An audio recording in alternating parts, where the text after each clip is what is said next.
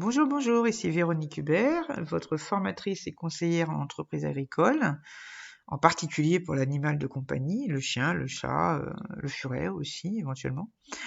Donc dans le cadre de ce petit guide dédié aux futurs éleveurs, nous allons parler aujourd'hui de la race du chien ou du chat que vous souhaitez élever.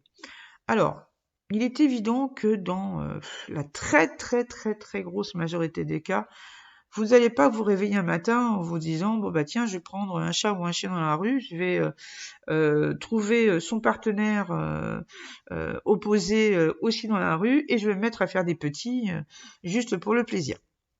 En général, quand vous avez l'idée d'élevage qui vous tient, c'est quelque chose en général qui est assez ancien. C'est une petite idée qui vous trotte dans la tête peut-être depuis des années, voire même depuis votre adolescence, voire même plus tôt. Et arrive un moment où vous pouvez concrétiser ce projet.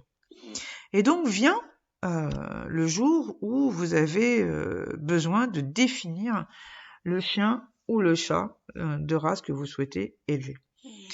Alors, en général, quand on veut élever, on aime tous les animaux, ça c'est vrai, bon voilà. Mais on peut avoir plus d'affinité pour le chien ou pour le chat. Alors, soit parce que vous en avez toujours eu depuis que vous êtes petit ou depuis de nombreuses années, soit parce que vous découvrez, tout simplement, par exemple, avec le fait de rencontrer un conjoint. Donc, par exemple, vous avez toujours été très chien, et puis vous rencontrez quelqu'un qui a toujours eu que des chats, et vous découvrez le monde du chat, et vous apercevez que c'est finalement c'est super bien. Donc, vous décidez d'élever cette race-là, enfin cet animal-là, cette espèce-là, en compagnie de votre conjoint. Voilà, ça peut arriver.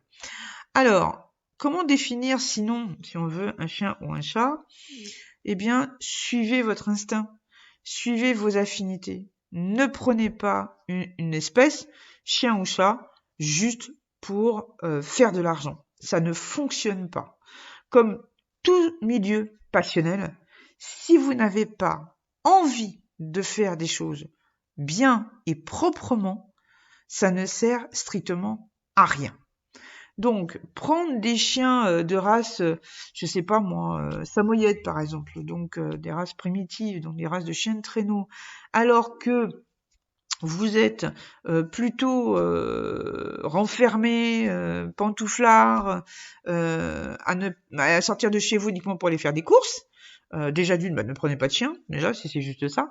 Mais surtout, prenez des races qui sont beaucoup plus calmes et qui, enfin quand je dis calme, qui ne nécessitent pas autant de d'exercice physique qu'un animal dédié au travail comme le samoyède.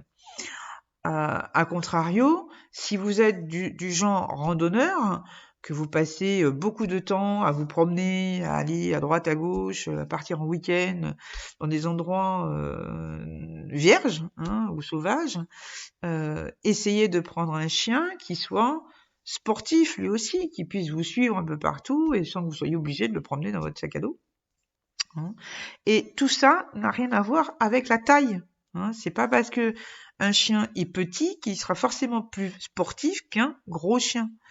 De même, c'est pas parce que un chien il est petit qu'il sera moins nerveux et nécessitera moins d'exercice qu'un gros chien. D'accord ? Chaque race a ses caractéristiques, sachant qu'il ne faut pas l'oublier, 90 à 95% des races de chiens étaient autrefois des races de travail, c'est-à-dire qui ont été créées je dirais, conservées pour leur atavisme de travail. Alors, même si la plus grande majorité d'entre elles sont devenues des races de compagnie, c'est-à-dire adaptées à la compagnie, il n'empêche que du point de vue du caractère, très souvent, vous aurez des races qui ne seront absolument pas adaptées à ce que vous voulez faire, à vos conditions de vie, à votre propre caractère, etc. D'accord ? Donc bien choisir la race de chien si vous voulez vous mettre dans le chien, parce que évidemment avec 400 races, vous avez l'embarras du choix, mais aussi évidemment l'embarras du choix donc pour plusieurs races, etc. Mais c'est surtout bien prendre connaissance des races en question avant de vous lancer dedans, avant même d'en posséder un. Demandez bien aux éleveurs qui ont cette race-là, si possible depuis de nombreuses années, qui pourront vous expliquer, surtout au niveau du caractère, de l'entretien, etc.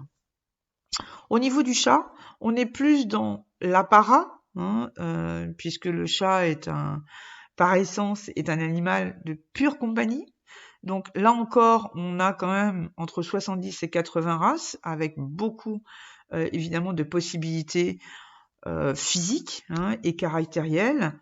Là aussi, renseignez-vous auprès des éleveurs pour savoir exactement qu'est-ce qu'il en est de certaines races qui vous plaisent.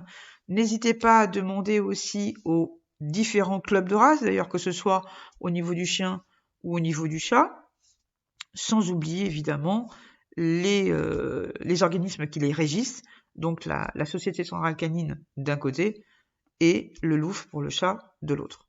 Voilà, donc une fois que vous aurez bien fait cette recherche, vous allez probablement rester avec 2-3 races qui vous plaisent vraiment, qui vous conviennent, etc. N'oubliez pas de penser à vous, hein, quand vous choisissez une race. N'oubliez pas que, et surtout le chien, hein, mais même le chat, ce n'est pas un bibelot, hein, c'est pas un truc qu'on pose quelque part et qu'on va admirer toute la journée. Hein.